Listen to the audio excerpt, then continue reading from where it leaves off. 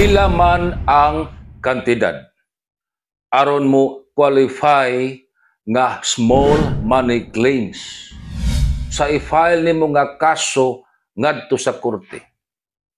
Ningon ang balaod, basta dili mo lapas og 1 million pesos sa kontrata sa abang, kontrata sa utang, kontrata sa pagserbisyo, o kontrata sa pagbaligya og personal property.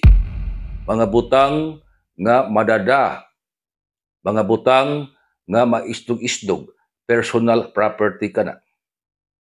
Basta dili gani mo lapas og 1 million ang kantidad sa singlunon nga abang, singlunon nga utang, singlunon nga bayranan sa serbisyo, o singlunon nga bayad sa pagbaligya sa butang, mahimong i-file ang kaso small money claims ngadto sa Municipal Trial Court sa lugar diin nahisakop ang transaksyon o ang gipuy-an sa partido.